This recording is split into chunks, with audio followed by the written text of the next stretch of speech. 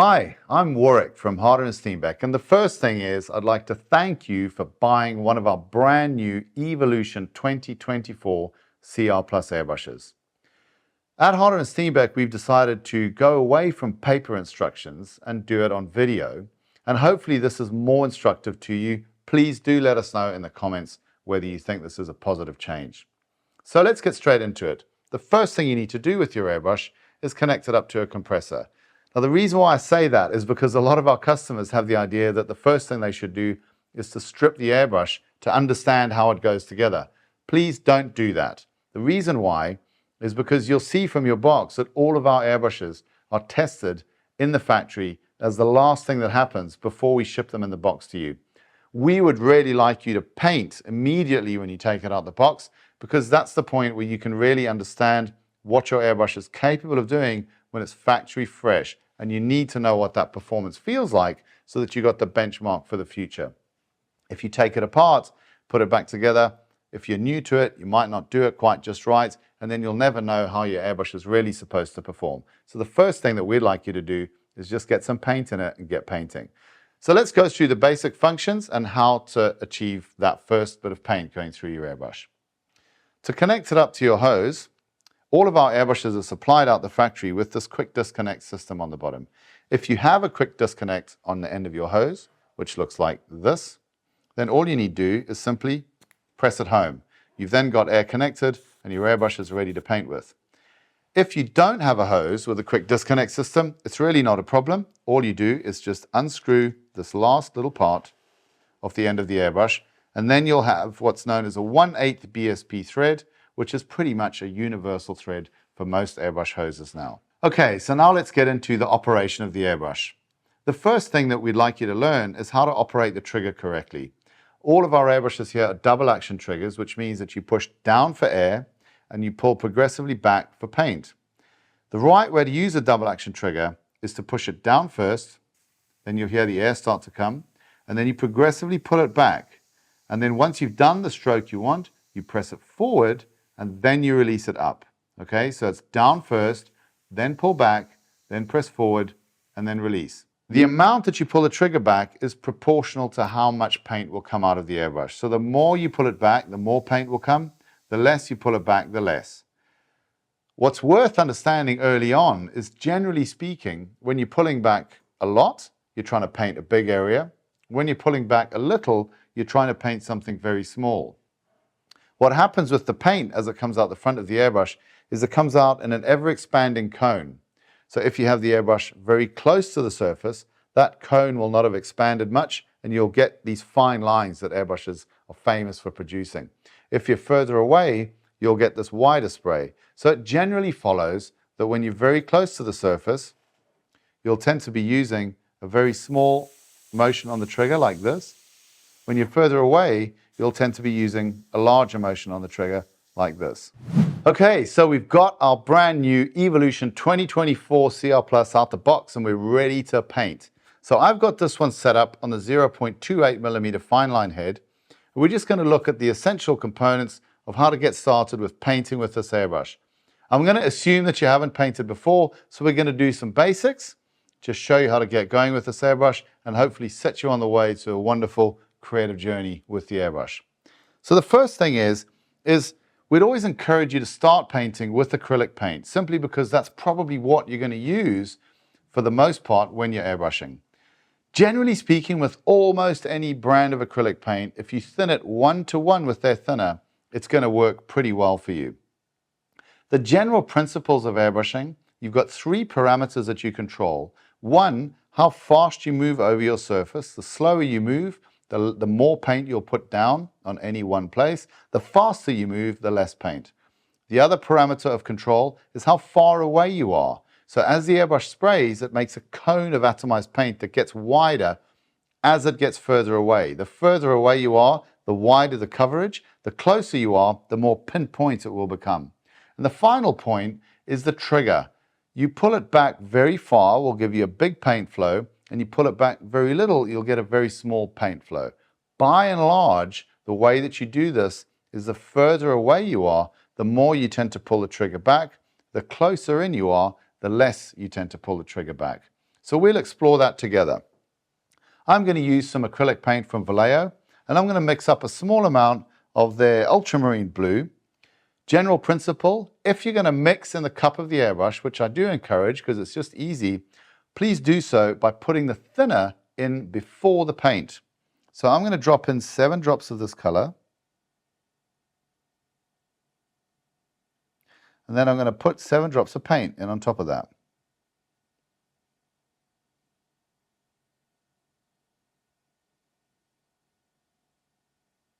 What's really neat with the Evolution is you've got this cap which enables you to mix in the cup by bubbling back. So once you've got those 2 components in your paint cup, just put your hand over the front, your fingers, and pinch them together, press down, and just a light pull back, and you'll notice that that color gets mixed up in the cup perfectly by air coming back from the head. What we're going to do initially is I'm going to give you some basic settings to use to explore the trigger on your new Evolution. So using the screw at the back, I'd like you to screw it in until it stops and then undo it approximately 1/2 turn. That's going to give you a good basic background setting. Go about 1 hand's width away with the airbrush from the surface you're painting, press the trigger down and just pull it all the way back while moving the airbrush over the surface. And you'll notice that this gives you a nice diffuse background spray. That's something that you might use for shading in a background or something like this. Now, let's turn that screw again until it stops and go about 1/4 of a turn open. And I'd like you to now be approximately 2 fingers distance away from the surface you're painting.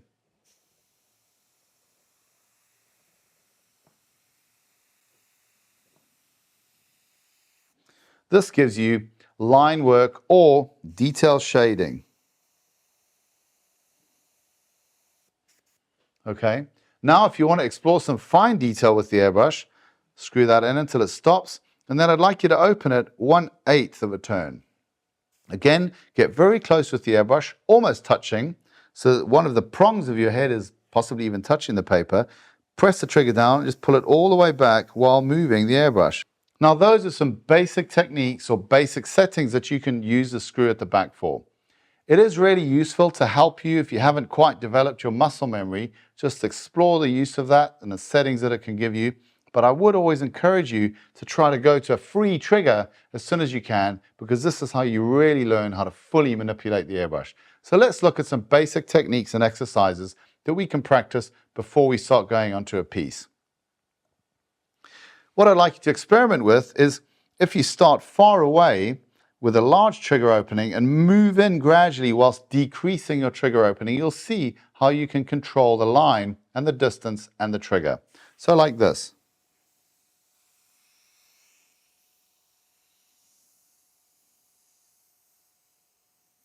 So that's a great exercise to show you how you can control the width of your line coupled with the distance and your trigger control.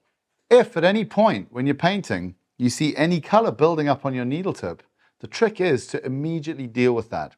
If you always do that, you'll never have a clog in your airbrush, because all airbrush clogs start out as color drying on the tip of the needle. So try to really make it a habit that you form, that you regularly check that needle tip. And this is one of the standout features on the Harder and Steenbeck range for 2024, is that all of the models that we do now give you the ability to see your needle tip, to clean your needle tip, but it always remains protected. So with the Evolution, you can just hit it with a brush like this and just clean it off. So if you see any color there, just clean it off. With a large sized brush, we like to recommend something like a number 6 to a number 8, and just give it a good clean. So let's get back here and see what else we can do with our Evolution. So here's some background shading, some fine dots if we get in close and just pulse that trigger.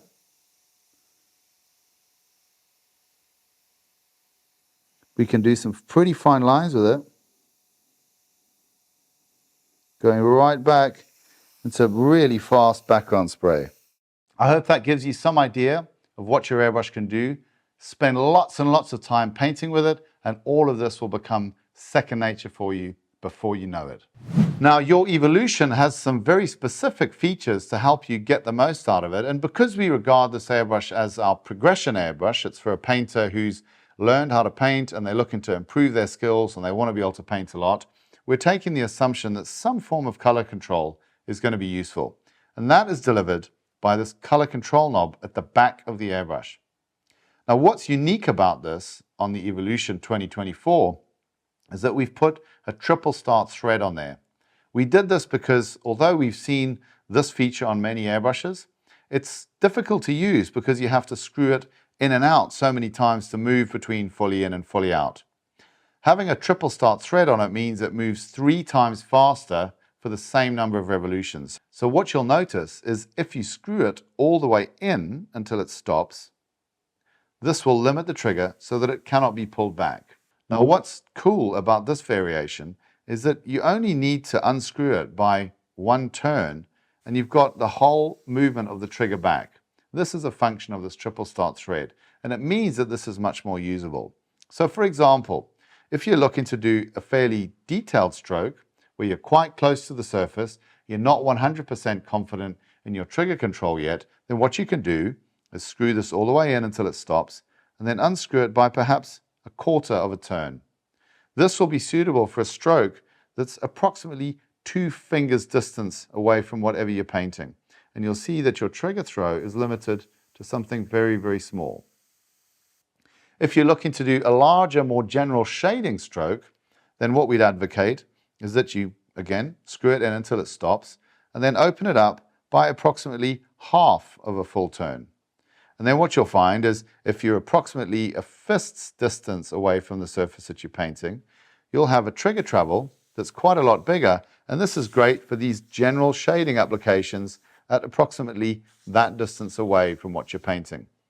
So this is designed to support your progression and your learning. It's similar concept to the Ultra, but it's infinitely variable, so it gives you a little bit more scope for progression. But ultimately, as far as this feature is concerned, we always encourage you to use it as a learning device, but eventually you want to be painting with a free trigger because that gives you more creative expression without having to think about what you're doing. But it's a great way to learn the muscle memory. I'd also like to talk very briefly about what we call the X-Center cam control. Now, on a Harder and Steenbeck, this part here, this gold part, is what we call the X-Center. Now, the X-Center is shaped like a cam, and what it does is it governs the relationship between the motion that you put into the trigger and the motion that transfers to the needle. Without going into too much detail, what we've discovered in our research is that a beginner feels comfortable with a certain kind of trigger response that's perhaps a little bit less sensitive at the front of the trigger, whereas an expert user really wants a very, very instant response from the needle compared to how they're interacting with the trigger. And so we use this X-Center as a cam so that each airbrush has a very distinct character. The Ultra is something for a beginner who's learning how to do detail. They don't have the super fine control of an expert, and the cam shape on the X-Center supports that. And then on the Infinity, you've got a cam shape that gives you instant response for an expert user. The Evolution is somewhere in the middle. This is why we call it the progression airbrush. And so I just wanted to give you an understanding of why that X-Center is such an important part of why people find Harder and Steenbeck airbrushes so easy to work with from beginner through to expert level. Another key feature that I really want you to take the time to learn how to use is what we call the needle cap. Now, at Harder and Steenbeck, we have a concept on the front of the airbrush, which means that on any of them, you can always see the needle tip, you can always clean the needle tip, but it always remains protected. This is really important because you've probably heard people talk about color clogging in the airbrush as one of the things that can be frustrating with airbrushing, and there is a way to banish it completely from your airbrushing experience. And that is simply this. Always keep an eye and make a habit of keeping an eye on your needle tip. As soon as you see color starting to dry on your needle tip, and you may also hear the way the airbrush sounds change slightly when that happens, clean it off. And so if you see any color drying on the needle tip, then what I'd like you to do is using a large brush, don't use a small one because you don't want the ferrule to touch any of the head components. So a number 6 to a number 8, even to a number 10 is perfect. Dip it in a little bit of water and literally just clean that front end like this until you see that there's no color left on the needle tip. As soon as that's done, put the brush down, couple of quick taps on the airflow just to blow everything off the needle, and you'll be good to go again, knowing that there's no chance of a clog happening now because you've removed that dried color from the tip of the needle. This is a really, really key part of your painting process. And if you can integrate that habit of looking at the needle tip frequently and cleaning it up whenever you see some dried color, then you'll never have a clog in your airbrush. The other function of this cap, because now you're in the progression phase of your airbrushing and you're trying to do more detail, is you can be far more accurate if you set the orientation of this so that you can see your needle tip. So when you can see the needle tip very well, you can see exactly where that paint is going to land when you're working very close on high detail applications. So this is why this is shaped as it is, and hopefully that gives you the insight to get the most out of it. So now we're going to get into the phase where we strip the airbrush, take all the parts out, take a look at them, and put them all back together. Before we do this, I'd just like to say that a lot of people do strip their airbrushes far more often than they need to. We don't advocate that you need to strip them after every painting session. If you've got a good painting process, you should only really need to clean the parts that you've had paint in. It doesn't mean you need to strip the whole back end. So don't do more work on this than you have to. However, let's get to know what's inside this airbrush. So the first part that you always take off the airbrush is the handle. So we'll start with that. So we just spin it off here like this. I'm going to set that to one side and just show you, if you'd like to put a little bit of lubricant on the threads in the color control, you just unscrew it like that. And if you'd like to put a little bit of lubricant here, you can. We recommend the Iwata Super Lube.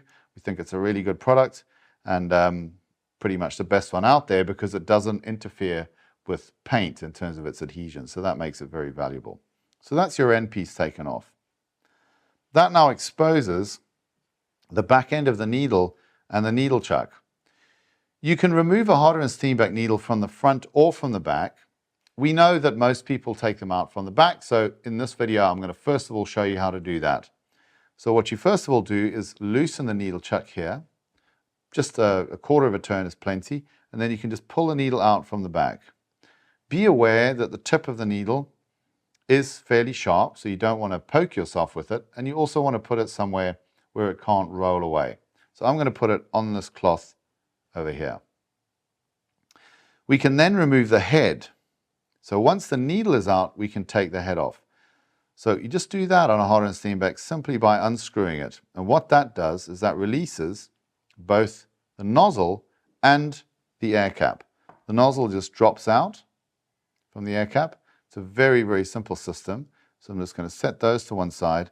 And then the air cap and the needle cap are a push fit on the Evolution, and they can just be pulled apart like that. I'm going to set those to the side. In the back end of the airbrush, we've designed this so that you don't need any tools whatsoever to accomplish a strip. If you'd like to take off the needle chuck next, you just unscrew that. Set that to one side. The next part that comes off is the middle piece. The middle piece holds the needle guide and the tensioning spring that puts that spring pressure on the needle. So you just simply grip it and unscrew it.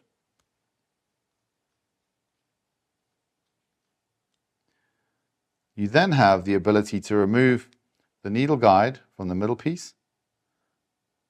We'll set that to one side, along with the tensioning spring. As you can see, my trigger's already come out, so let's just put that back in and re-simulate that. So the trigger sits in the trigger slot like this. To remove it, you simply pull it out.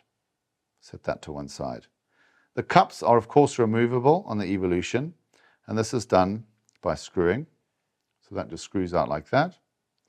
And then the final component that you might like to remove is your air valve. So first of all, the quick disconnect tail. We can just remove that by unscrewing. And finally, the air valve body itself unscrews like that.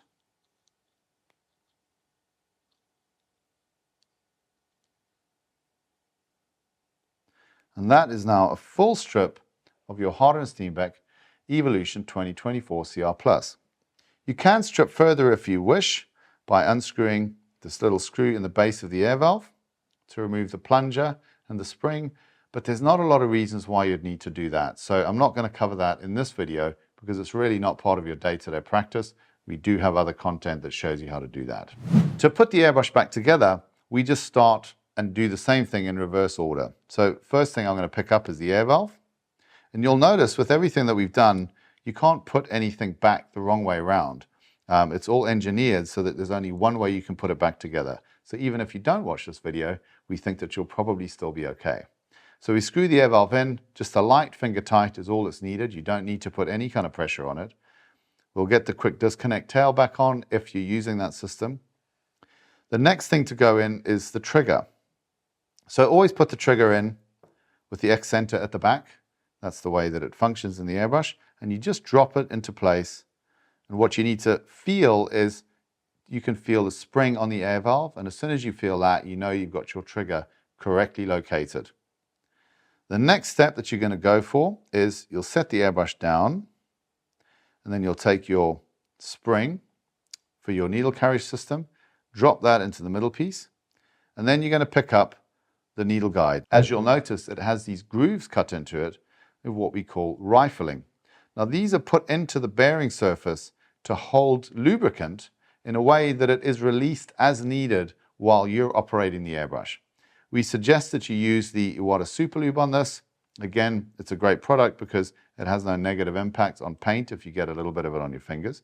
Drop that in there, and then you simply put your trigger into the rest position, feed that in the back. You don't really need to worry about how it lines up, as it'll self-align, and just screw that in. Once that's in, a couple of pulls on the trigger will make sure that your X center mates with the needle guide. You'll know it's mated if you grab the back of the needle guide and give it a side-to-side twist and you feel that it's locked into the X center. If it isn't locked, if I simulate that, then you'll feel that as you do that side-to-side twist, it will lock. Okay?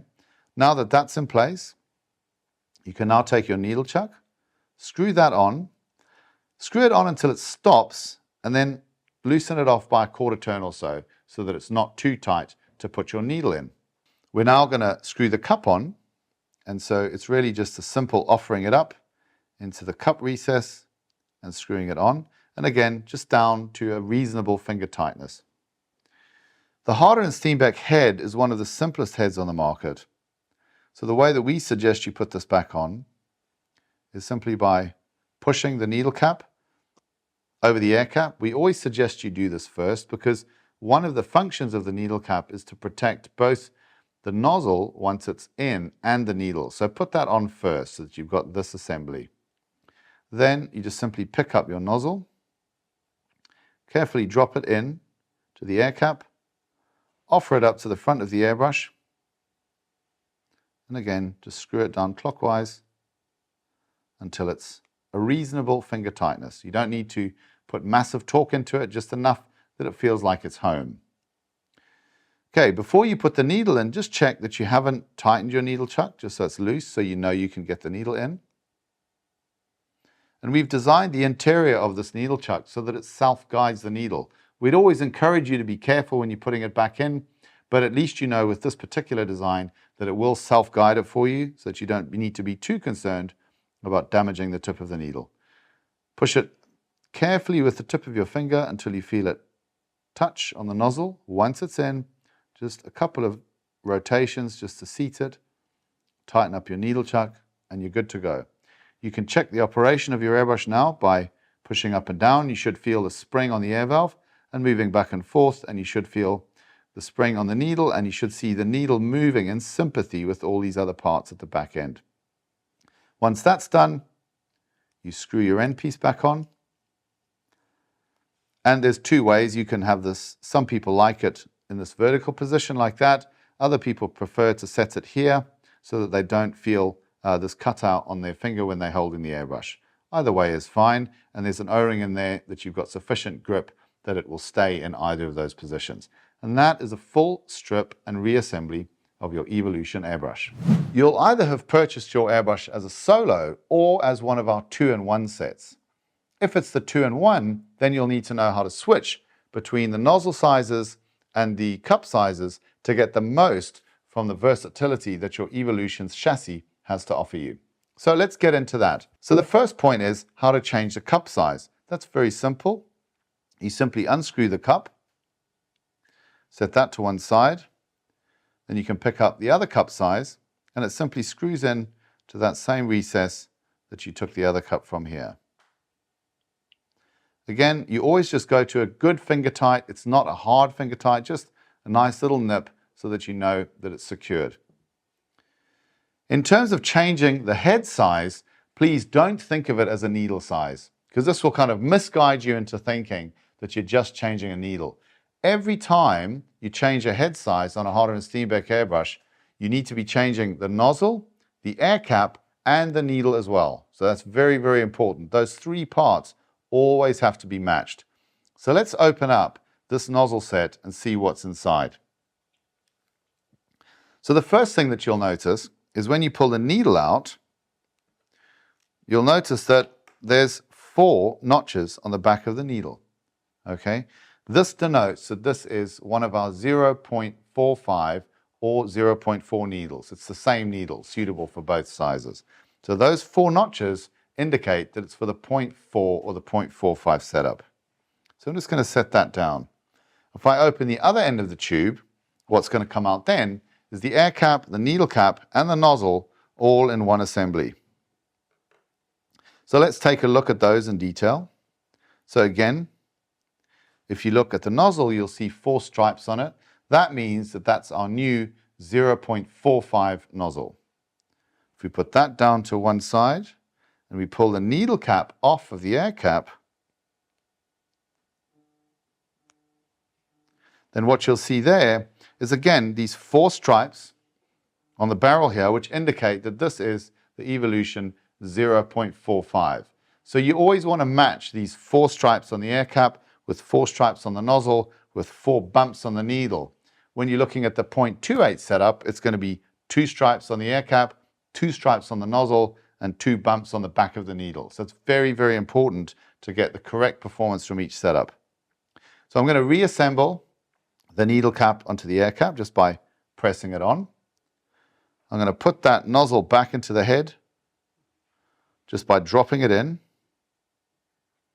And then we're ready to do a size change. First thing you need to do is remove the end piece of the airbrush. So we're just going to remove that and set it to one side. And then we release the needle chuck. 1/4 turn just to make it loose enough to be able to extract the needle. I'm going to demonstrate the other way that you can remove an H&S needle, and that is from the front. Some people prefer to do it that way because they feel there's less risk to the tip. We have mitigated that risk when you put it in from the back by the special shaping inside the needle chuck itself. But some people prefer to do it out the front, and it supports both ways. So loosen the needle chuck off first. That's very important that you do that before you do anything else. Then come to the front of the airbrush. Simply unscrew the head. Everything will come out, and you just pull it out in one go, being careful of your needle tip as you do so, and just set it down to the side. Your needle is now loose because you've released the needle chuck. You just push the needle from the back, and then grab it on the shank, and just pull it all the way out the front. Okay, and that's your needle out. Let's put that down. To switch it over to the 0.4, you grab the needle, put it in the back end of the needle into the front of the airbrush, and it will self-guide down into the needle packing. You just press it through. Sometimes a little bit of force is needed, but not too much. So if you ever need to apply a lot of force to anything on one of our airbrushes, stop, because you're probably doing it wrong, okay? Push it in until you can see the needle start to come out the back of the airbrush. As soon as you see that, pull it until the needle tip has gone away and you can no longer see the needle tip in the front of the airbrush. Then pick up your 0.4 setup with the nozzle inside, simply put it in the front and screw it into place. Again, how tight should this be? It's what we call a good finger tight. So it's not anything that you put any effort into, but it's certainly a positive tightening. Once that's in, now you come back to the needle, push it gently into place with your fingertip until you feel it stop, and then seat it by just rotating it a little bit into the nozzle, and then tightening up your needle chuck.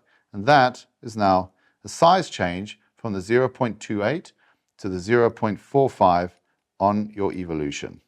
Put the end piece back on, set it to your comfortable position, whether it be vertical or horizontal, and you're good to go. Now I'm going to take you through the basics of cleaning your evolution. One of the things I would say is every time you change colors, that's an opportunity to give your airbrush a quick flush through and clean. Doing that throughout your painting session will mean that when you come to the end of the day, cleanup is going to be an absolute breeze. And it's important that it is, because you might be tired after a long painting session and you want to make sure that you do that well. The parts inside our airbrushes are finished to a very, very high degree, so cleanup is pretty straightforward. The essential components are your spray out station. Using one of these manages the large amount of overspray that you would otherwise produce when you're spraying large volumes of cleaner through the airbrush. First step is get your airbrush, point it carefully in the front, and simply pull the trigger all the way back whilst the trigger is depressed to get rid of whatever paint's in the airbrush.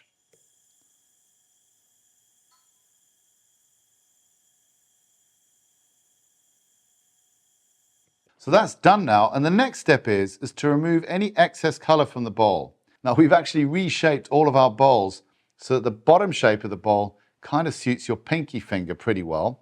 So pick up a piece of paper towel and just get it into that airbrush cup and take out any excess paint just by wiping your finger around inside the bowl. Just makes cleaning a little faster. Pick up your airbrush cleaner. We'd always encourage you to use the same cleaner as the paint brand that you've been painting with and get about a half full into your cup. At this point, if you like, you can pick up your cleaning brush, just give it a bit of a brush around inside of there, just so that you pick up any paint that you've got on the edges of your cup, and then just spray that out. Now, one of the things you want to do is pulse the trigger while you're doing that so that you clean the full length of your needle. This first batch of cleaner through the cup, you don't really need to worry about agitating it with a bubble back. Just get the volume through there so that you know that you've got a bit of cleaner through there before you really try to do a final clean. Once that's sprayed through, we now want to do what's called a bubble back. This is a really good way of agitating the cleaner in all of those paint ways to make sure we've got a really good solid clean. So let's put some cleaner back in the cup. Pinch the front of your airbrush like this, press down for air and pull the trigger slightly back and you'll see some bubbles arriving in the cup. Okay, that's a good bit of agitation. Spray a bit of cleaner through again into the spray out pot and then do another bubble back. And again, spray through until it's gone. Now what you'll notice with the new Evolution is we've modified the accenter on the trigger to give a large needle throw at the back. So it does spray through very, very fast, even on the fine 0.28 millimeter head that we're using right now. Once we've sprayed that second cup load through, we're now getting very close to the point where the airbrush is perfectly clean. So just another half cup, a short bubble back, we spray out what's left in there.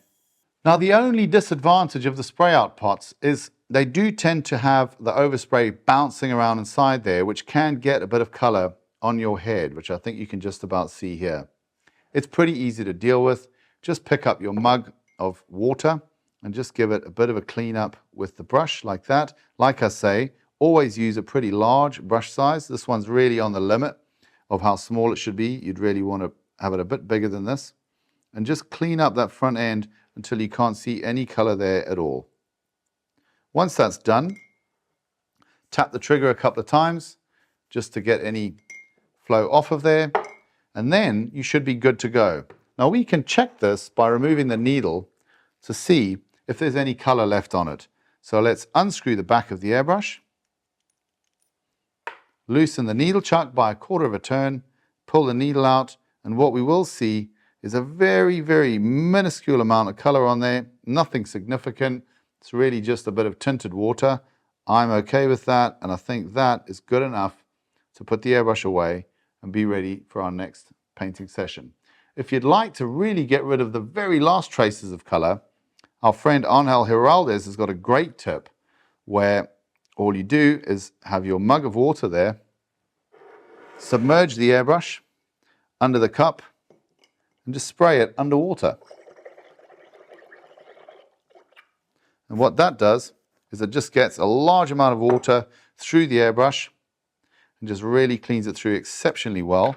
And what you'll now see, if we spray out the remnants of that, is we'll have absolutely nothing left on the tip of the needle. Perfectly clean, really simple, no stripping necessary. Keep it simple and just enjoy the painting process. So I hope that was informative. I hope that we've set you up for success with your new Evolution 2024 CRplus. So all that remains for me to do is to once again say thank you very much for joining Harder and Steenbeck. Please stay tuned to our YouTube channel. There's so much useful content on there from me and from lots of other people that contribute to our channel. So we hope that we support you well. Any questions, please get in touch with us back at the factory. We'd be more than happy to help. In the meantime, please enjoy your painting and enjoy the wonderful world of creativity that the airbrush will open up for you.